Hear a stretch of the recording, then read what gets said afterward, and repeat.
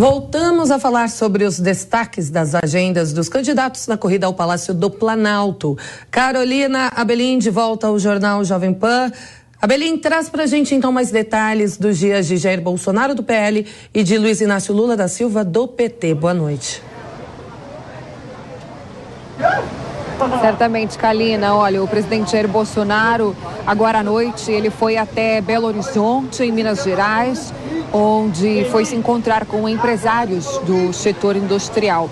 Antes desse evento, a Polícia Militar teve que ser acionada, a Polícia Militar de Minas Gerais, em função de um objeto suspeito que foi deixado no local onde seria feita a cerimônia. O tenente-coronel do Batalhão de Operações Policiais Especiais disse que foi feita análise e foi completamente descartada a possibilidade de um artefato explosivo e aí, claro, constatada a segurança presidencial e dos demais, presentes no evento. A cerimônia, o evento ocorreu normalmente.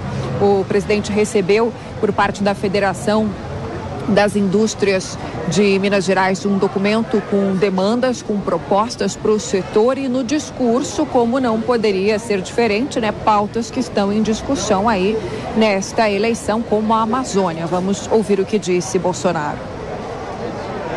Sempre ouvimos falar da cobiça internacional pela região amazônica. É uma realidade. Sabemos o quanto ela representa para o mundo, mas a Amazônia é nossa. Não podemos nos deixar de preocupar com ela e saber que alguns países se interessam em se apoderar dessa região. Lamentavelmente, o outro lado acabou de dizer que a biodiversidade da Amazônia deveria ser compartilhada com todo o mundo. Isso não pode acontecer. Bolsonaro ainda comentou o programa que foi lançado hoje, nesta quinta-feira, pela Caixa Econômica Federal de renegociação de dívidas para pessoas físicas e jurídicas. Vamos ouvir o que ele disse. O presidente da Caixa acaba de anunciar um programa chamado Venha para o Azul, onde 4 milhões de pessoas físicas e 400 mil empresários que, porventura, tenham dívida lá, possam renegociar essa dívida com abatimento de até 90% do principal. Pois é, e o ex-presidente, o candidato do PT, Luiz Inácio Lula da Silva, que, como dissemos antes, hoje participou agora no final do dia de uma reunião com lideranças do PST. Na ocasião, ele chegou a comentar esse lançamento desse programa de renegociação de dívidas hoje do governo federal, pela Caixa Econômica. Lula acusou o Bolsonaro e, enfim, a União, o atual governo, de ter copiado isso do programa de governo do PT. Vamos ouvir. Ele já leu o nosso programa de governo. E ele sabe que a proposta que nós fizemos, chamado Desenrola, é para a gente poder cuidar da dívida das famílias que estão endividadas. É que nós vamos fazer um acordo para desobstruir a possibilidade dessas pessoas voltarem a ser consumidores. Tá? Então, ele sabendo que a gente está fazendo isso, ele sabendo do nosso discurso quanto ao alto preço da gasolina, ele começou a baixar. Ora, se tudo que a gente falar ele quiser copiar, que copie e que faça. Lula também disse que já está pensando em composição de governo, em ministérios. Disse que, se eleito, montará uma seleção. Fez essa analogia aí, com a seleção brasileira, mas não adiantou muita coisa, não. Vamos ouvi-lo. Primeiro eu tenho que ganhar as eleições. Quando eu ganhar as eleições, eu vou montar o governo. E vou montar o governo não apenas com o meu partido ou com os meus aliados aqui. Tem gente de fora que vai participar. E eu fico feliz quando eu vejo economistas importantes, economistas que trabalharam com Fernando Henrique Cardoso, que trabalharam com o Temer, que trabalharam com o Sarney. Quem quiser conhecer o meu ministério vai ter que esperar primeiro eu ganhar as eleições. Porque na hora de montar o governo é como escalar uma seleção. Você vai escolher os melhores. Aqueles que vão ganhar o jogo. Lula faz mistério sobre os ministérios. Cris, você arrisca alguns palpites?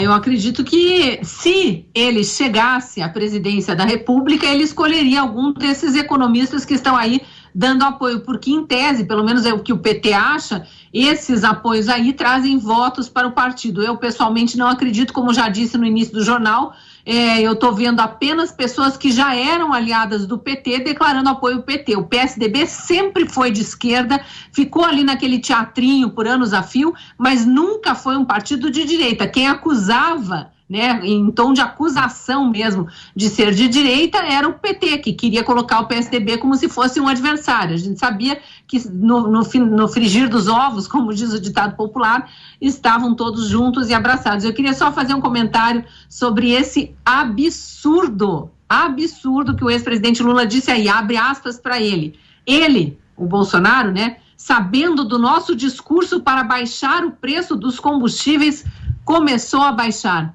Fecha aspas.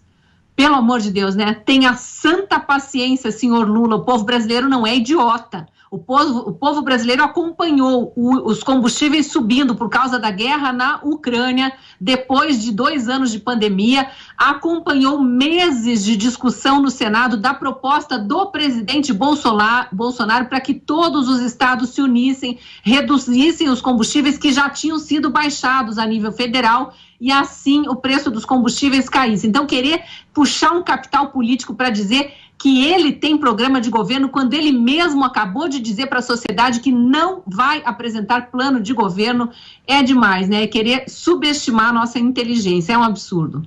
Pelo semblante de Alfredo Scaff, parece que ele quer comentar em cima da Cristina, mas Scaff, também queria que você tratasse desse susto lá em Minas Gerais, né? Possibilidade de uma bomba, a segurança e as autoridades rapidamente foram investigar, identificaram que não se tratava de uma bomba, e a gente percebe que após o episódio da facada em 2018, as autoridades e a segurança do presidente Bolsonaro segue sempre muito atenta, e assim deve continuar, né? Sem dúvida, é um momento muito delicado, um momento de planetas diferentes, né? O governo Bolsonaro é de um planeta Brasil do futuro. O candidato Lula é daquele programa de desgoverno de simplesmente desfazer tudo. Não fala absolutamente nada, nenhuma propositura positiva para o país. Chuta o tempo todo, fica fazendo narrativas completamente mentirosas como essa do combustível, que na verdade o combustível foi uma luta para baixar o ICM através de uma proposta de emenda constitucional. Então, esse discurso barato não tem mais lugar num país do futuro como o Brasil. É uma pena que nós tenhamos uma extremidade de personalidades tão diferentes e que a gente precisa escolher entre o Brasil do futuro e aquilo que está na nossa cara, esse discurso do passado, enraizado na esquerda desde 1990 e que parece que eles nunca governaram o país.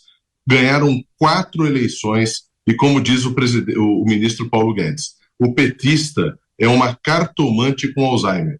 Esquece os 16 anos do passado e sabe tudo dos próximos 4 anos. Isso é inadmissível. A gente tem que pautar as propostas de um presidente da República, em primeiro lugar, pela verdade e pelo respeito às leis e à Constituição.